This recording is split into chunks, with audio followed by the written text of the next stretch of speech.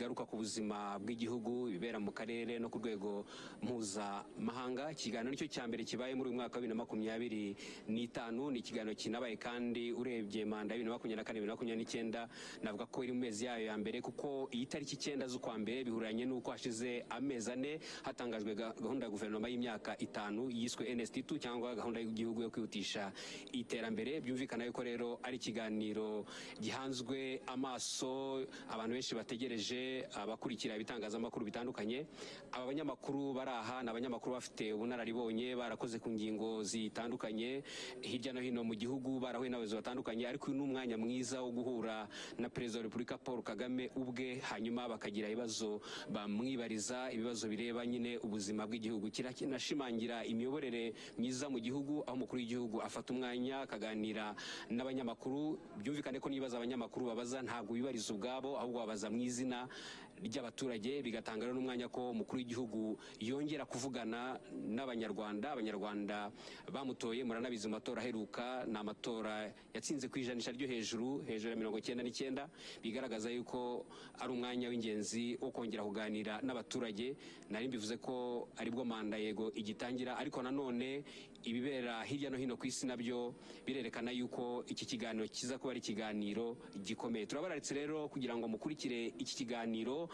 Dufite amatsiko y'ibibazo biza kubazwa, ariko nanone nta nubwo ari bwa mbere kibaye, hari n'ibindi biganiro byagiye biba binashimangira yuko nyine umwanya nk'uyu nguyu uba ari ingenzi, unashimangira imiyoborere igihugu kiba cyarahisemo, binashingiye ku mahitamo nyine y'igihugu, kuba abanyarwanda bashyira imbere ubumwe, kubazwa inshingano no kureba kure. Ibi byose bigenda bigaruka, ariko cyane cyane intero y'imanda muranabyibuka ko ari umuturage ku isonga, ari nabyo rero biza kugaragara no muri iki kiganiro, kuko ibibazo byose bibazwa biraba bishyira imbere inyungu z'abaturage, inyungu z'igihugu. Reka rero tubararike mukurikire iki kiganiro.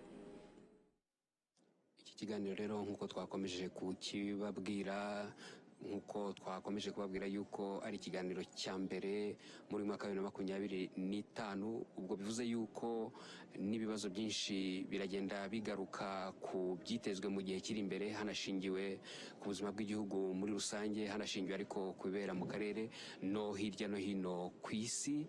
Ni ikiganiro kigaruka ku ngingo zitandukanye zireba ubuzima bw'igihugu. Reka rero tubareke mu Perezida wa Repubulika. His Excellency President Paul Kagame.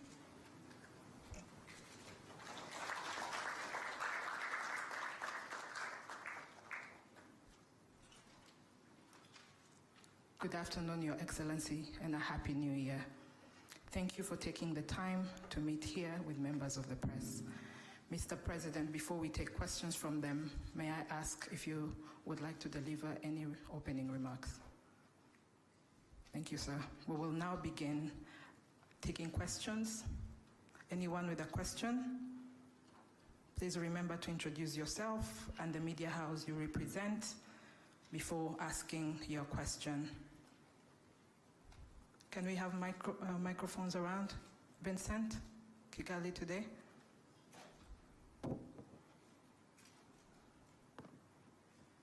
Thank you very much, Your Excellency.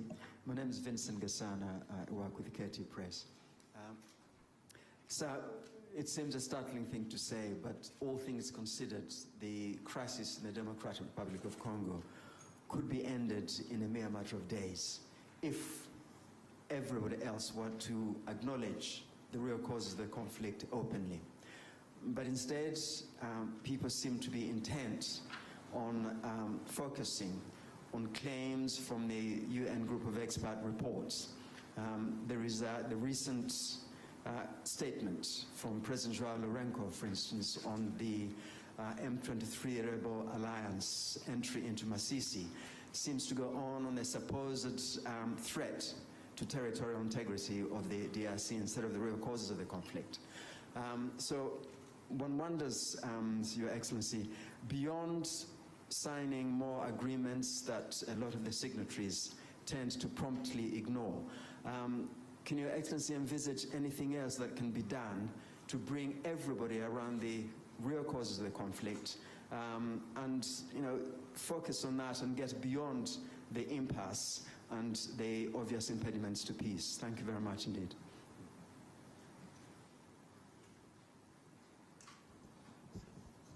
right.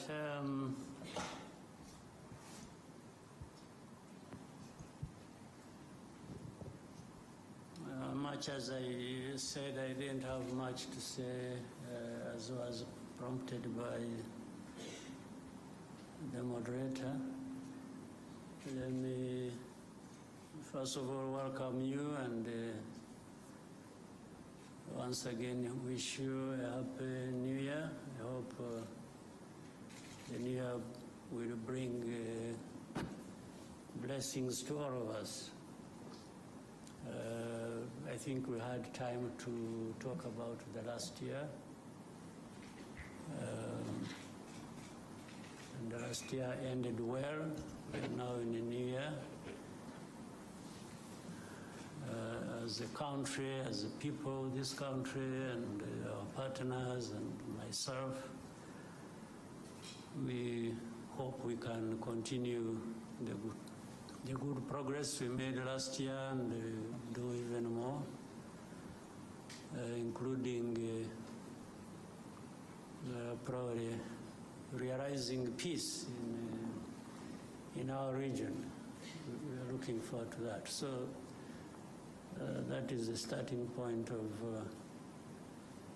my answer to your question. This problem of Eastern Congo, which I have in the past even explained as not just Eastern Congo problem, but Congo's problem as a whole, and the problem for our region, the problem for our continent and the rest of the world. But every time it is referred to as Eastern Congo problem, in a way, rightly so, because it is centered there. But the cause of it and many factors that perpetuate that problem are from different parts of the world, including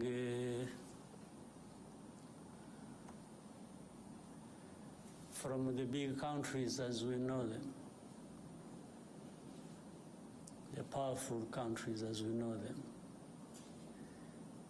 In fact, that problem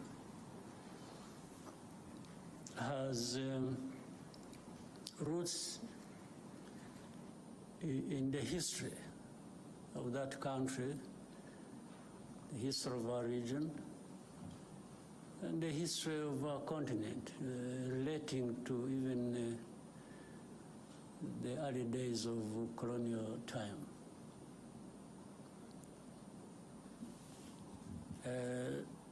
That's why many times I'm surprised. Let me go straight now to the issue raised, talking about, say, sovereignty, territorial integrity,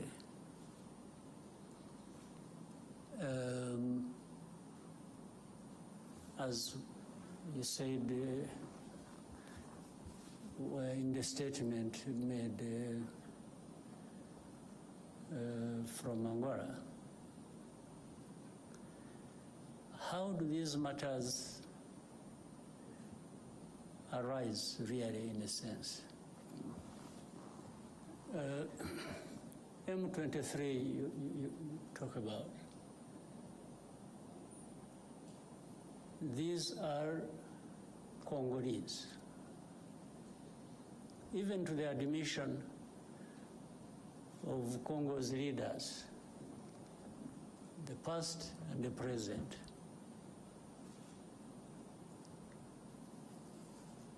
Now,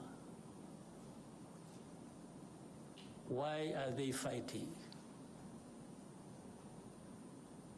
why do we have over 100,000 refugees here in Rwanda, originating from that region? Why? Why do we have refugees here? Is it because Rwanda wants refugees and attracted them from Congo to come to Rwanda?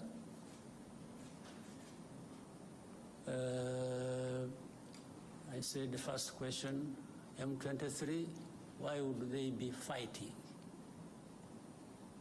They just like fighting? So, in the fighting that is happening in Eastern Congo, and you call that violation of sovereignty, territorial integrity, how does it arise?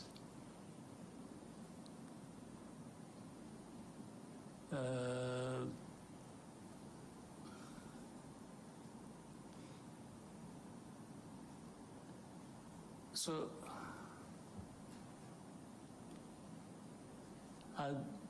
on one hand, these are Congolese. On the other hand, they are foreigners. So how do they combine these two identities? How do they happen to be Congolese on one hand, and then they are foreigners who have invaded Congo and therefore breaching everything about sovereignty and territorial integrity? Maybe they mean something else. Let me also try to explain that. Those who make such statements,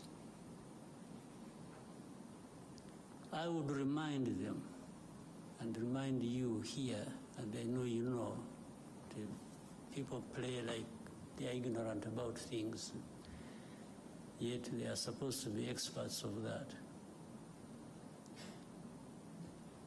This fighting that is happening in Eastern Congo, that has been going on for these last years, you mean here in this room, people don't know how that started? Where it originated from? These groups fighting in Congo, the fighting that was started 2 more years ago, these people fighting did not come from Rwanda as of the time the war started, or they started the war fighting. Maybe I even don't know whether it qualifies as such. These people they are of Rwandese background. I don't know whether it would even be right to say they originated from Rwanda. Most of them, Congo found them where they are or where they were. It's not that there was a movement from Rwanda. Maybe some might have originated from Rwanda by this movement from Rwanda to that part, long ago. Even either before I was born or when I was a kid myself. But what I meant that Congo found these people there has to do with this history I'm talking about, of colonial times and the drawing of colonial borders. But that's why also the Congolese leaders at one point admit that these are Congolese, and then try to find another reason and say, oh, but the fighting is supported by Rwanda. But they can't tell anybody and convince anybody that the actual people who are fighting now, who started this fighting we're talking about, came from Rwanda. They did not come from Rwanda.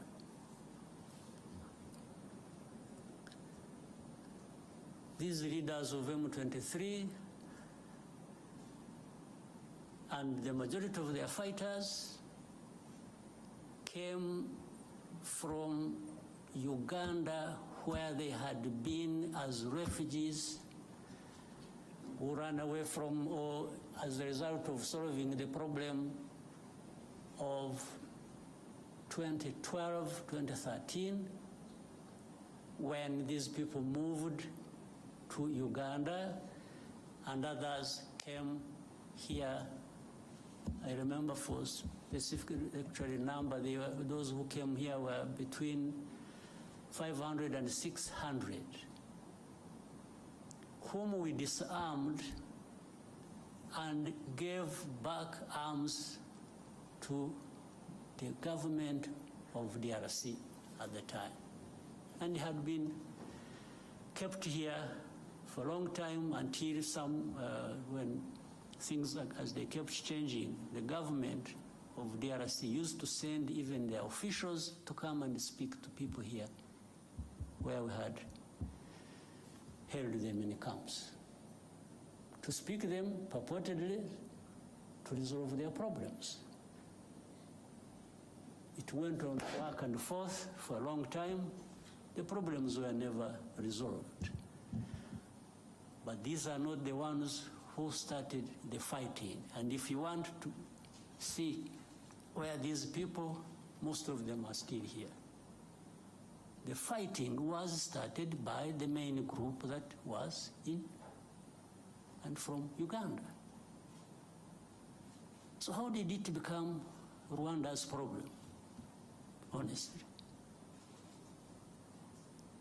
What is the basis? And for how long do we explain this? Up to what point?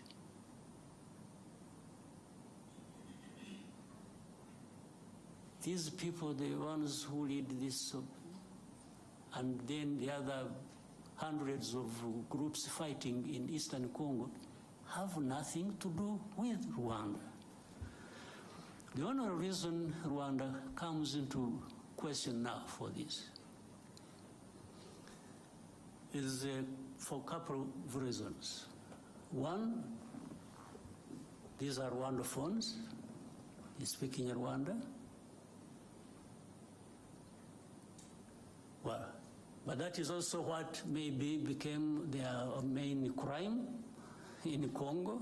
So if they speak Kinyarwanda, that has turned into reasons for persecution. And that's why we have refugees here for over 2 decades.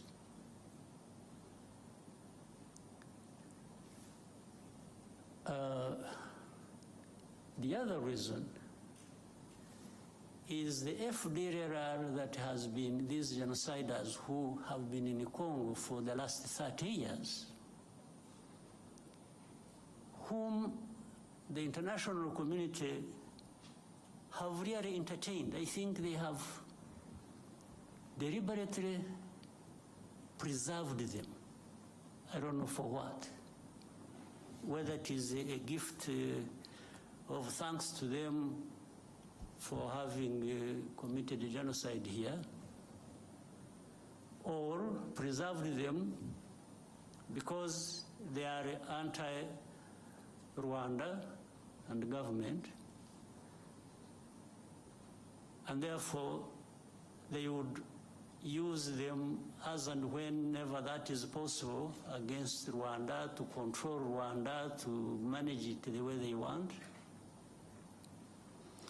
Otherwise, tell me, part of the reason is MONUSCO, this UN force, is in Eastern Congo, in the DRC, was actually to address this problem of FDLR that kept changing names over time. But after 30 years, if you ask the UN and say, what happened? If you really ask them what they've been doing for the last 30 years they've been there, and with tens of billions of dollars they have spent on it, what is there to show for that effort that was made? Only to end up blaming Rwanda for everything that is happening in Eastern Congo, or really in the Congo, because even all problems of Congo are blamed on Rwanda by these so-called international community members, and together and in support of the DRC government. If DRC government is not encouraged to take its own responsibility for its people and its country, and everybody joins them to blame others for their problems, how do you expect Congo to actually address these problems that affect all of us? How? So the statement you referred to, therefore, is part of this, I don't know what to call it, honestly, but it just doesn't make sense. It doesn't add up for any solution to the problems at hand that we need to be addressing. I don't see how. Well, I imagine a scenario where if we didn't have Rwanda at all, or if you could relocate Rwanda to another part of the world and remove it from here,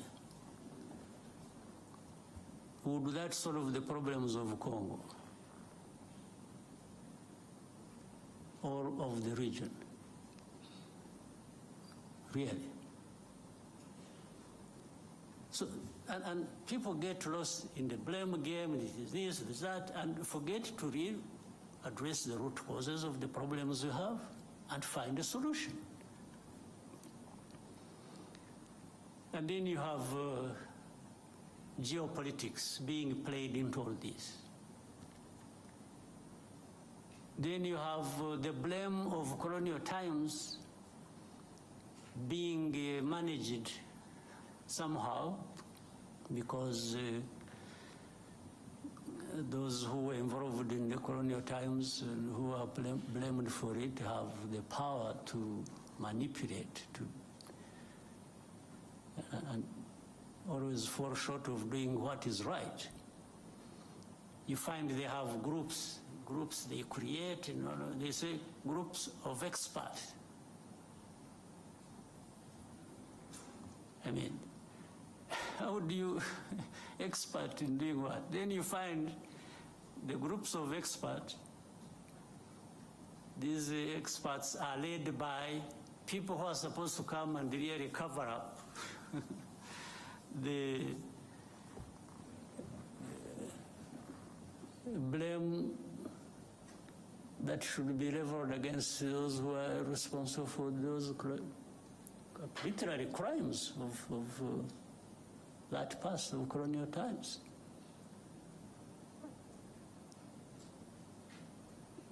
And they've been here in Eastern Congo or in Congo, groups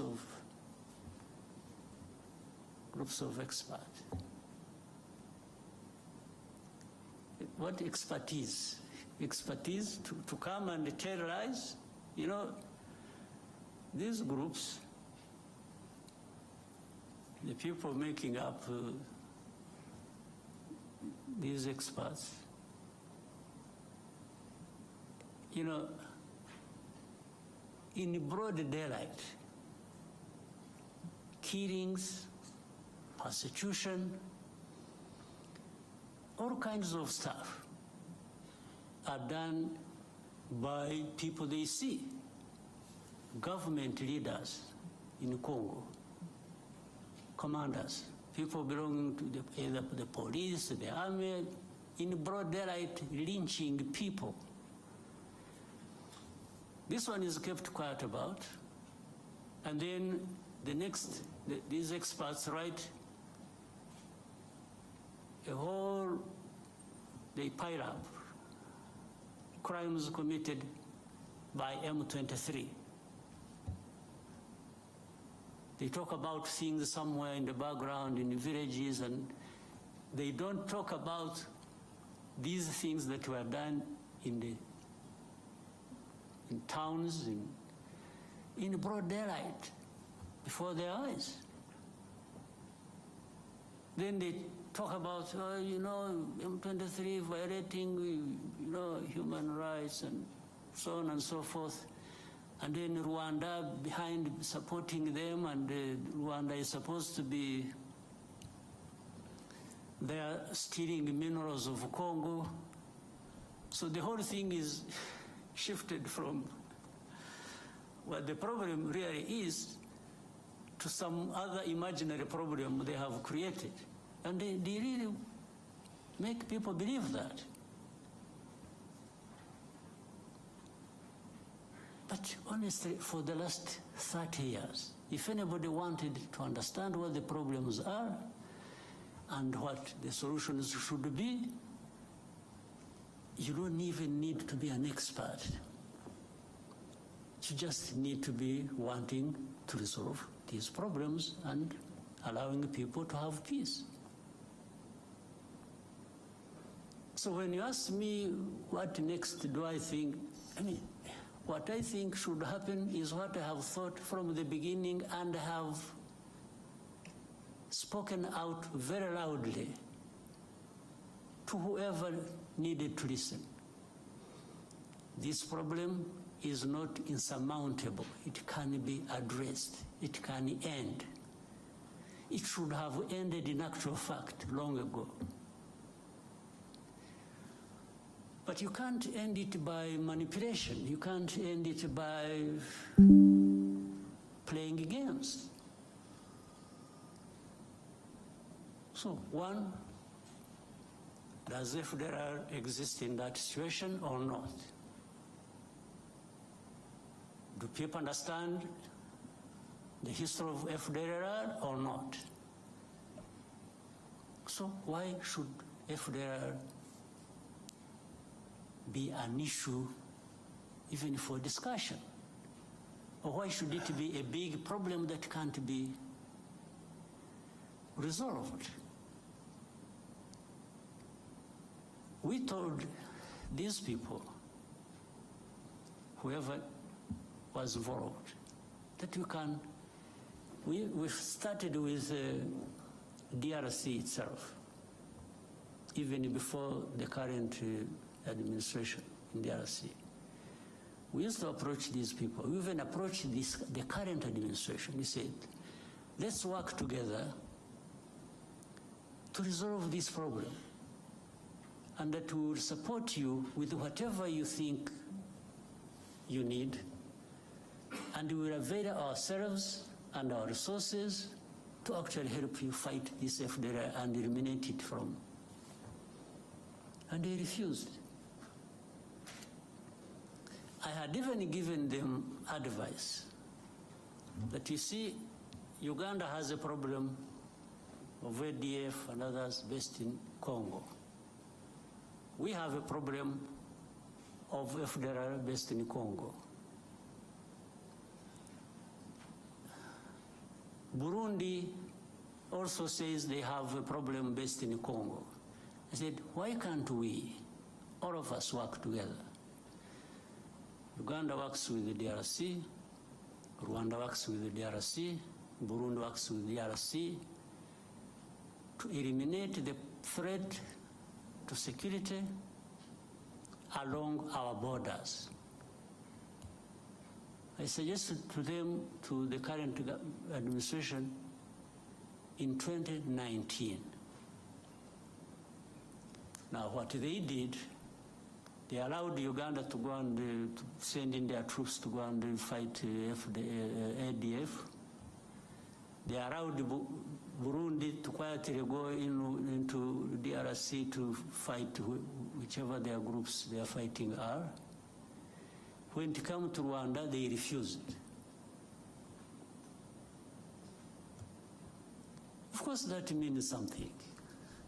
They refused because either on their own or on advice by whoever, they actually didn't want this problem of FDR addressed.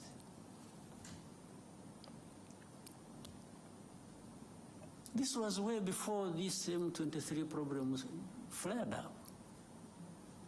And as I mentioned to you, the main bulk, like the others, maybe they have been recruited from different places, but the main bulk of this group, including the leaders of M23, came from Uganda. They did not come from Rwanda. This is a basic fact you should all be knowing. Then ask yourselves, so how did it become Rwanda's problem? So why doesn't DRC address the problems of their own people? Why do they have to put the weight of that on our shoulders? Why don't they take away these 100,000 plus refugees here? Take them back home. Now, to show you the connection with these other countries, for all the time this problem has been there, some of these refugees, these countries, United States, Canada, Scandinavian countries, other countries, they've been coming here and selecting people from these camps that they would go and relocate in their countries. They've been doing it over a long time, but they have not taken many people. Out of 130,000 we have here, they have maybe among these countries, they have maybe relocated for settlement in their areas about, it can't be more than 11,000. Over 20 years. So do these people come and take these refugees? Or these people, knowing that they are taking Rwandese or they are taking Congolese? They definitely know they are taking Congolese. So how about those who are staying here and have not found a home anywhere in these areas? What happens to them? And they are coming every day, every time, with this fighting going on. So then they quickly find a solution in saying, let's blame Rwanda for everything. Then they make statements. Rwanda-backed M23 is doing this, is doing Rwanda every day. Rwanda must remove their forces. So I asked another time when we were having a conference like this, if anybody thinks Rwanda is in DRC, why should Rwanda be in DRC? They should ask themselves that question. If you want to blame Rwanda for being in DRC, can you also make an effort and try to reason and say, okay, but yeah, it's true, Rwanda is in DRC. Rwandan forces are in DRC. But why? Why should they be in DRC? So that's why they quickly find an answer and say, they are there to steal minerals. Okay, suppose that is also true, if you think that is true. What happened to FDLR? Or what happened to what produced refugees to be here in their hundreds of thousands. What happened? Why? Was it because RDF was stealing minerals in Congo? That's why these refugees came here?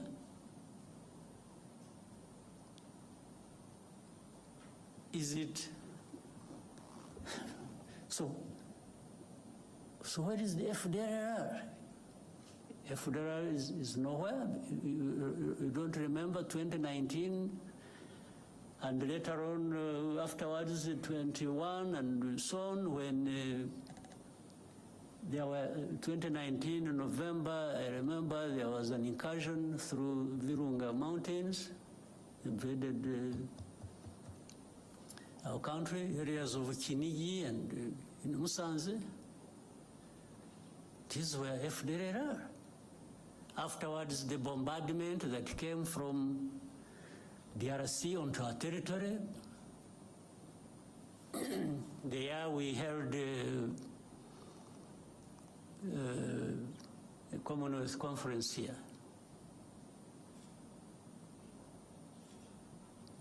So the bombardment that was, and it killed our people. And we raised these matters with the government of DRC. Now, so everything is, oh no, they are there just stealing minerals. Okay, if you are right on this, how about these other issues? How have you addressed them?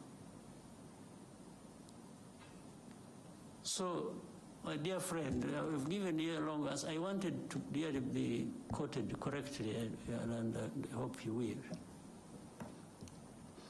This problem can be addressed, but it cannot be addressed by just having processes where the only thing, in fact, it's really sad. We have processes and we have leaders leading these processes, and what becomes more important is the appearance, the camera appearance. It's being seen there to be signing something, and that becomes an end in itself. You leave the problem intact, you don't address it. Oh, but you didn't go to Rwanda. Okay, how about the time I went there? What happened? Because there are times I have been in these, in fact, up to a point I got tired of going. We have meetings in Nairobi, I was always present. We have meetings in Rwanda, I was always present. We have, wherever there were meetings to discuss how to end this problem, Rwanda was present. But in the end, even now as we speak, the importance is not ending the problem, the importance is in the process. It's in the appearance to be photographed and you say you were in Rwanda. So if you're not there, but I have discovered that being there and not being there amounts to the same thing. It doesn't address the problem. So we have to find a way of addressing the problems. Not processes becoming an end in themselves.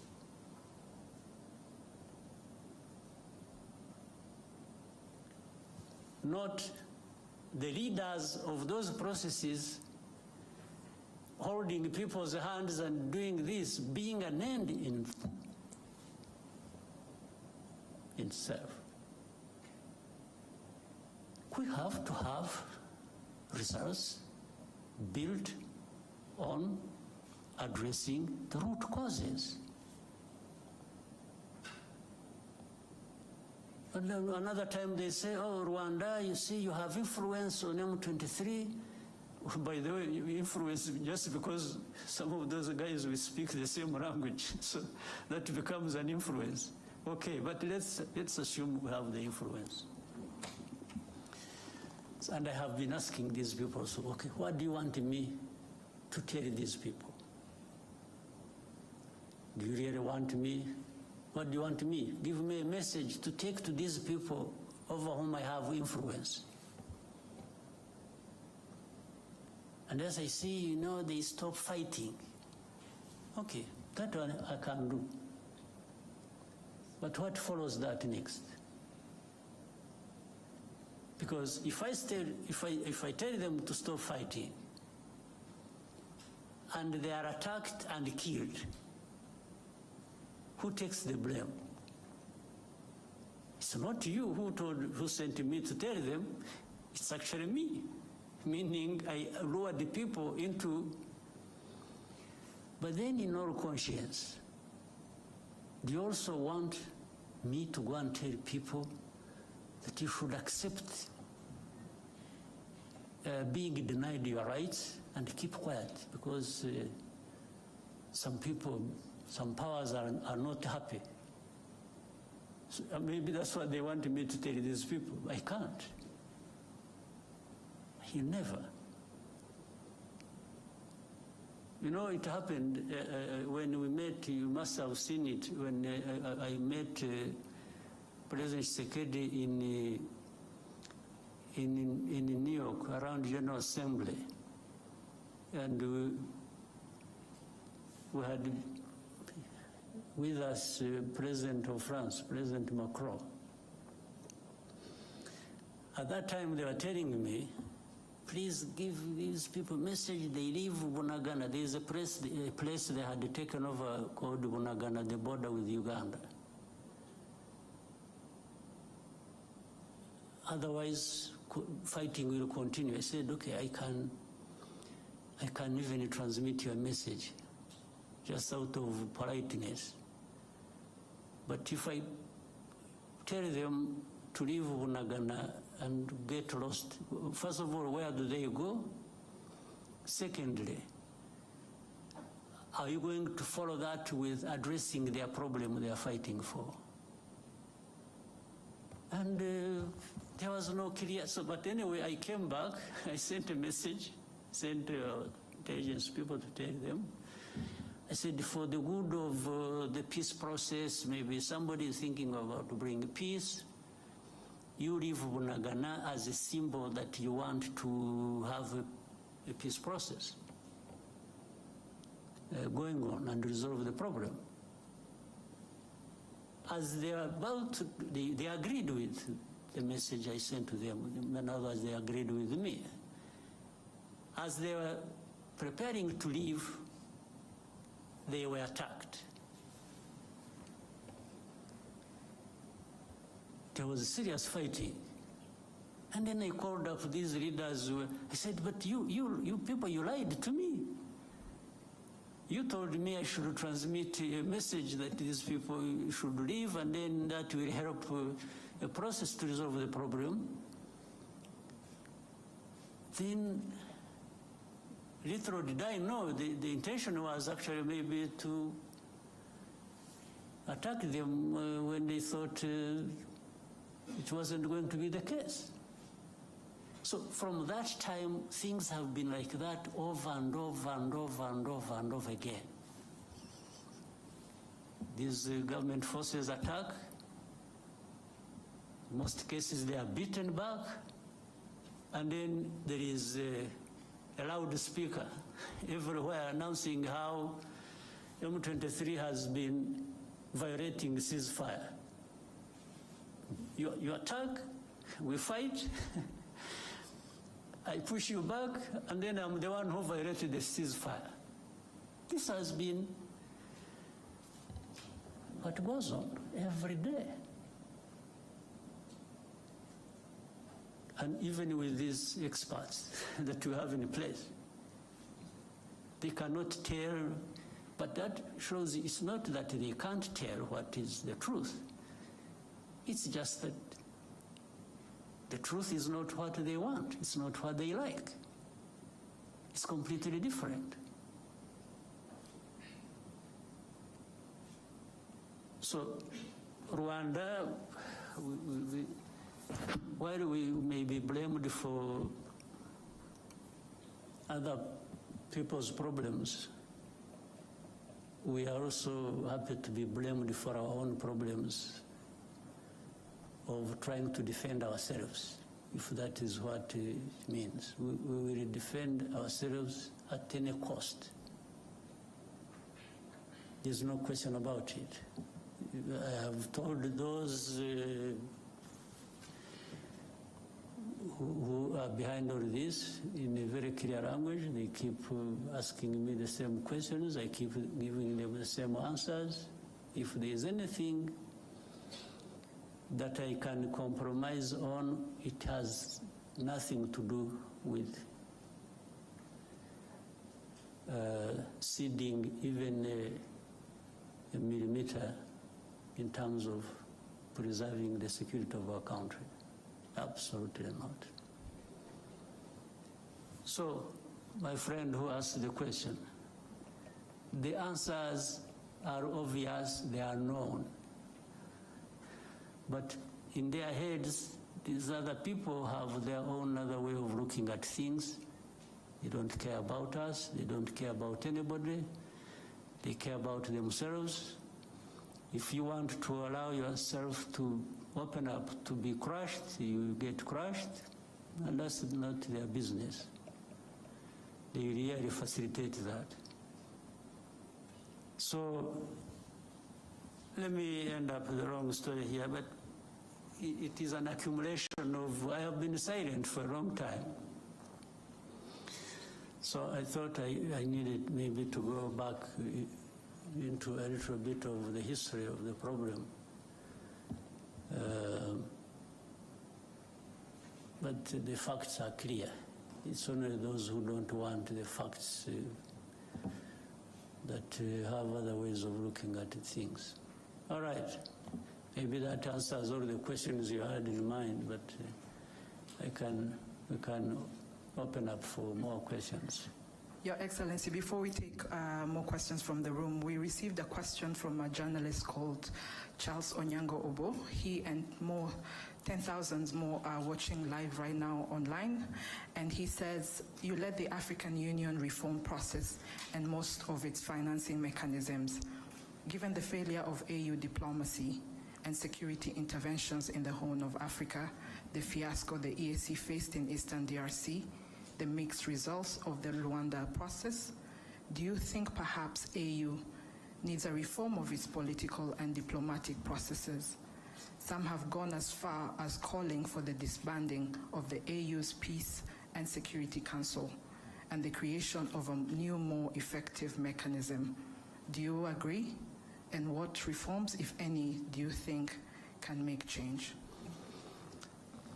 Well, on what you said, do I agree? I don't. Because it's not the structure or the form or whatever you have in place that is the problem. It is the people. It's the leaders. It's the people working in those structures and therefore subsequently the countries they come from that are a problem. So how do structures in themselves become a problem? So even if you created another structure, but you have the same people thinking the same way, what are you likely to get out of that? I think Charles must be aware of that. I don't know what really needs to be done. Yes, I was given responsibility by the leaders of our continent to work with others to suggest the reforms that can be made on our continent. I was happy to lead that process. And by the way, I also reached a point, after I had more or less completed the main bulk of what I was supposed to do, I thought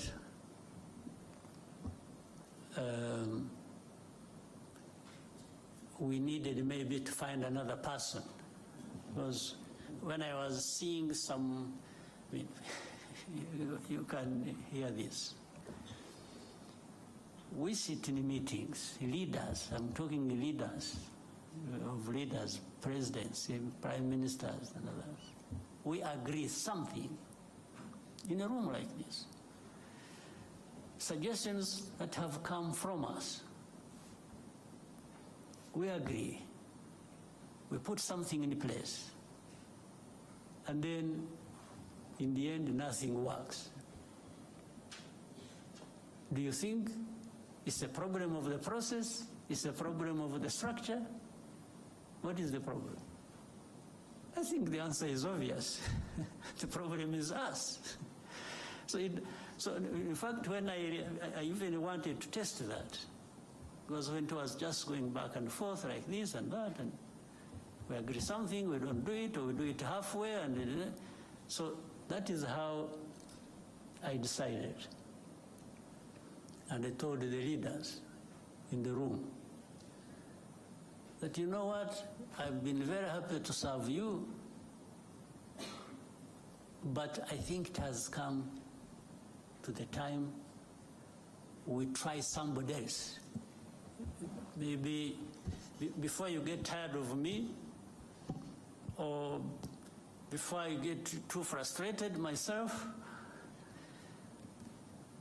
but to serve the cause of reform, I think we can, here in this room, choose somebody else to lead the process, so that we try different people, different angles of dealing with the matter, and that's how the process went to a different person, the president of Kenya, President Ruto. In fact, in the meeting, they even asked me who I think could be. So I gave them my proposition. All was to try and make a point to me that, I was trying to make a point to these people that we have a problem we need to address. And it's not going to be one person here or one structure there. Collectively, we have a problem because we cannot adhere to even things we have suggested ourselves and agreed and put in place and make them work to serve us well. So suggesting to dismantle this and create this, and I don't think gives us any solution. The problem is in us. We need to, if we want things to work, we need to adhere to what we have agreed, what we think is important for our continent, for our people, and so we just have to keep trying with what we have in place. Yes, if there is a need to change something, sure, you can do that, but you still remain with the problem with not doing what you have agreed, irrespective of whatever changes, other changes you put in place, right? Yes. Yeah, so I don't see that. We need to find some way. I don't know whether, some magic. Whether we need to be saved, we need to, somehow we have to find some cleansing process where we renew ourselves, and we, I don't know, we have to find something.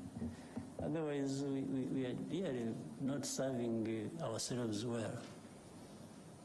Mm-hmm. We'll now come back to the room and take more questions. Yeah. Arefi, and then we can come to Al Jazeera. Thank you very much. Good afternoon, Your Excellency. My name is Lucie Mouillot, and I'm the journalist for Radio France International. After the postponement of the Head of State Summit in Luanda in December, what is the current state of the Luanda talks, and how does Rwanda perceive the continuation of the negotiation? Thank you. What the last part, sorry? How does Rwanda perceive the continuation of the negotiations in the Rwanda talks? Yeah. For that one, I try to give it a short answer. Much as it lies in the early explanations I was giving.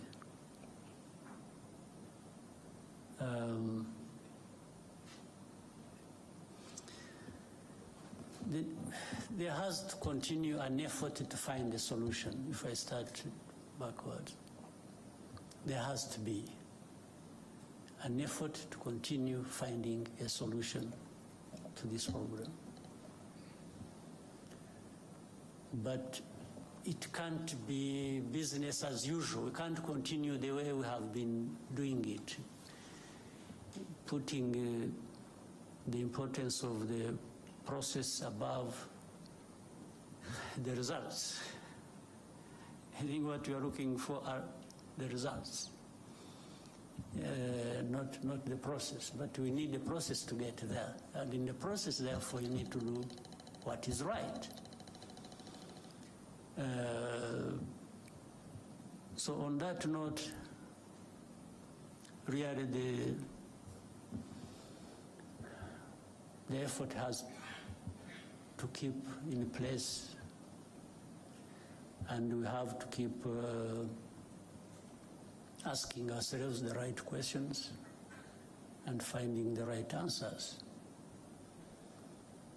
The FDLR question has to be answered. There is no dodging, being dodge about that and circling around the problem endlessly. We have to find a solution. Tied with that, the internal problems of DRC, of persecuting their own people and making it our problem by giving us refugees and by giving us all sorts of names that we are supporting those people fighting for their rights in the DRC, has to find a solution. And the solution lies in internal political process or dialogue that the government can, on one hand, they say they want to talk to this, and then they say, no, we'll never talk to them, they are terrorists, and then, so you even don't get to understand what is really is it that you are dealing with. They say, no, we won't talk to them, but we shall mandate somebody else to talk to them for us. I don't know what that leads to. I can't be blamed for it, really. Do you want a solution or you don't want a solution?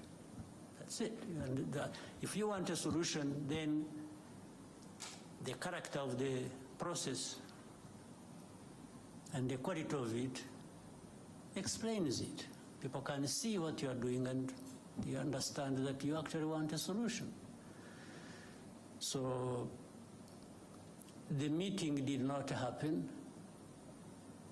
because, again, it wasn't the appearance there that was the most important thing. It was what was taking us there and how it is being addressed that was more important. And before the summit was to take place, there had been technical people meeting, discussing, and ministers meeting, DRC, Rwanda, and Angola.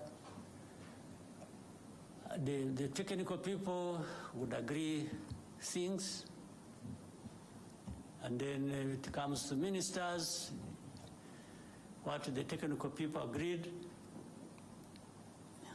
half of it is rejected. And when I'm saying this, mark you and check. It would really be rejected by DRC, not Rwanda. Even if earlier it was endorsed by technical people from DRC and agreed with our people and Angolans, it comes to a meeting of ministers, the minister says, no, this one can't happen. So they go on for a long time, ministers' meeting comes and they meet, they discuss, and when they are getting close to something, the minister of DRC steps out, picks a phone call, makes a call, and comes back saying, no, I don't want this. Said, but this thing you don't want is what leads us to finding a solution. And he says, no way, I don't want. So that's, in the end, they disagreed until like maybe 3 o'clock in the morning or something. And, but still then there was insistence, no, we must go there and sign, and sign something. Not even to have another discussion, because I don't think there was even need for that to happen. So that's what killed the summit. So it's not Rwanda that killed the summit, it's actually DRC. And they were saying it, by the way, for those who want to hear. If you don't want to hear, that's another matter. But when statements are coming from heads of state and foreign and ministers, and they are saying, no, they will never do this, and yet that is what is being asked to be done, even logically, and sometimes in agreement with the mediator, and he says, no way. First of all, these are terrorists, I will never speak to them, meaning he's not prepared to find a political solution to the internal problems, but is willing to continue blaming them on Rwanda. And then he's dodgy about FDLR. One time he says they don't exist, that they are not there. Another time they say, yeah, but they are there, but they are few. Then another time he says, no, but this is just an excuse. They are there, but it is an excuse. They want to steal our minerals. I mean, it becomes childish stuff. You can't even know what you are dealing with. So I had agreed to go all the way until last minute, and they said, because I didn't see what was taking me there, honestly. So, but the other question I started with, you asked, and I started answering, was there has to be a way of finding a solution. We can't just live with it and give up, but there are going to be these ups and downs in finding the solution.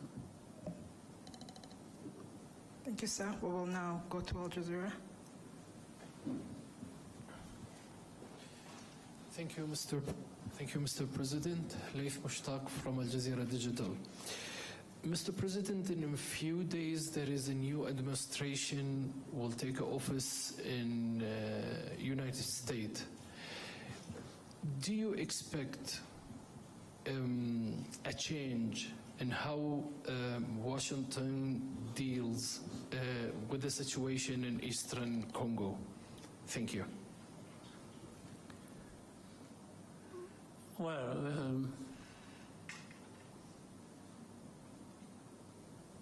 first of all, I respect the change that has taken place in the United States, because for it to happen, it must have been for very good reasons that the Americans endorsed in their vote. So I'm happy with what there is, and I've got to deal with it the way it is. And building on that, I think so many things have changed and will change. First of all, the administration changed through a democratic process, There are many things, even geopolitically, at least to the approach, that are going to change, for sure. And I guess, and I think so, that it will be the same to the approach of how African matters may be dealt with, generally, and also specifically with Eastern Congo, the same might see change happen. That's what I think from a distance and just waiting for what will follow. But I think there is bound to be change, not just one in one place, but many changes in many places at the same time. Because it's not only that things have changed in the United States. I can still see many things changing across the world. In fact, at a terrific speed, that we have to work hard to take care of ourselves, given the whirlwind of change sweeping across the world.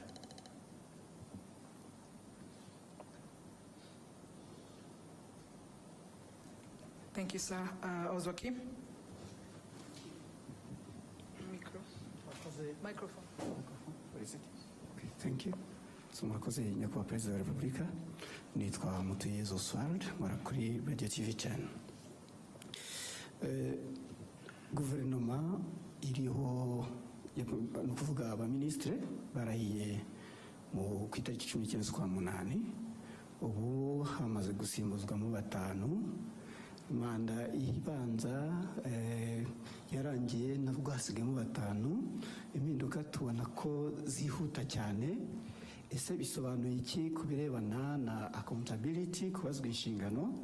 Ese hakorwa iki kugira ngo bitagira imishinga cyangwa se gahunda bihungabanya, bidindiza?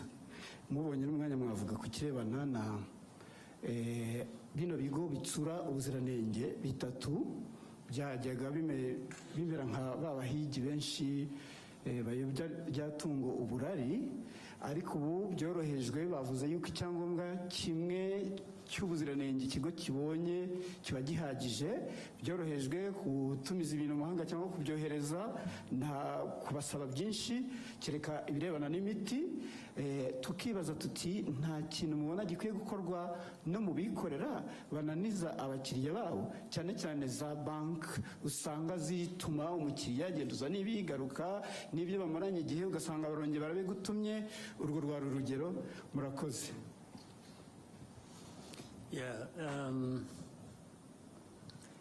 Impinduka muri guverinoma ntiziraba, ahubwo turacyari ku ntangiriro. Ndabivuga mpereye ko bihera ku bintu byinshi, kandi n'imiterere y'igihe, imiterere y'igihugu, imiterere y'abantu, n'icyifuzo cy'ubuyobozi bw'igihugu buba bwifuza ko twakora ibintu neza,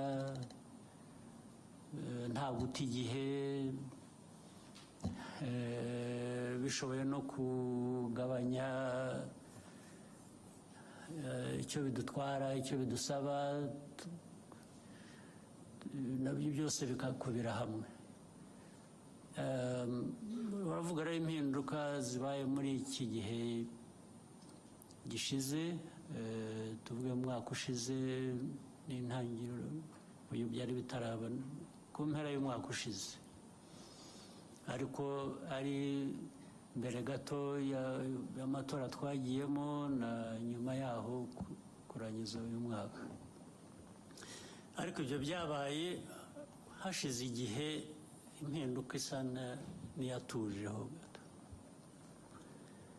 Ibyo rero bituruka mu kureba ikiba gikenewe muri icyo gihe.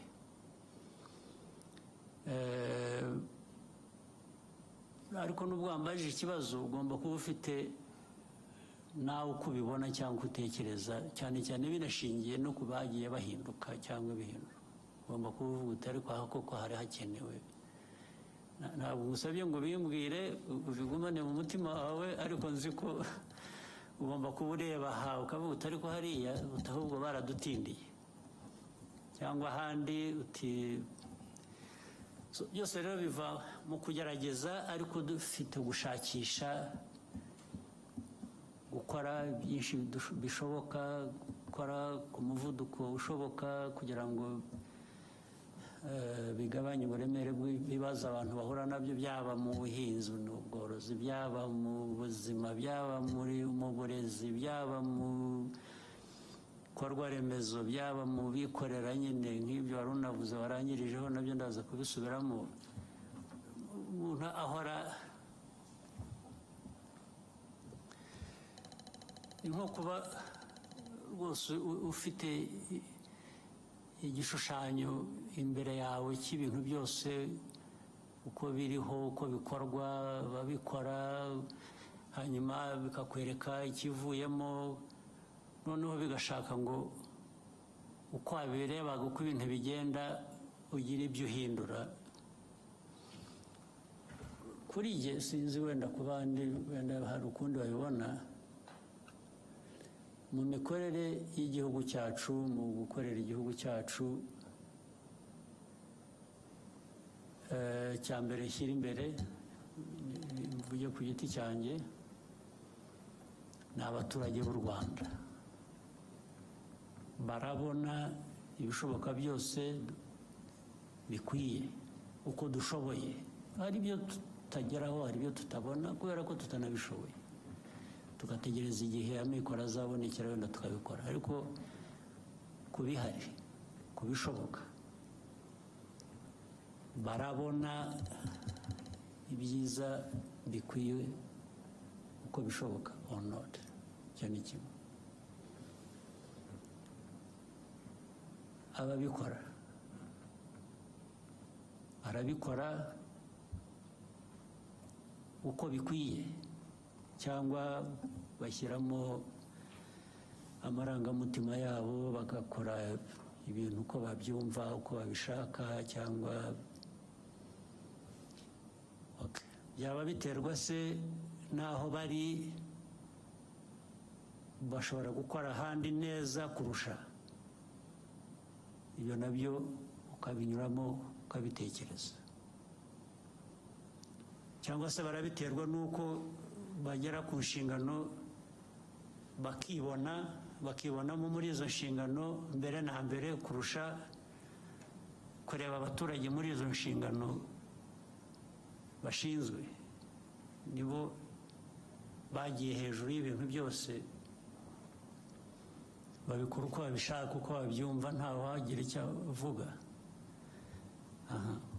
Kuba bishinzwe rero, bishobora kuba bishinzwe abandi ahandi, cyangwa njye kubishinze ari nanjye biturukaho icyo kibazo cyo guhindura abo bantu. Rwose mbikora nabanje kunyura muri izo nzira.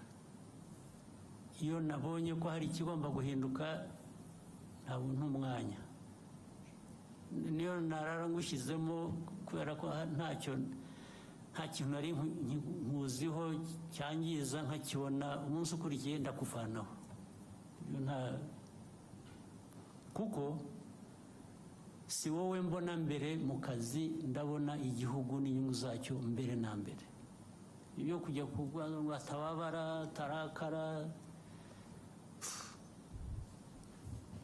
iyo wagenda ukishwa n'agahinda, njye ntacyo bimbwiye niba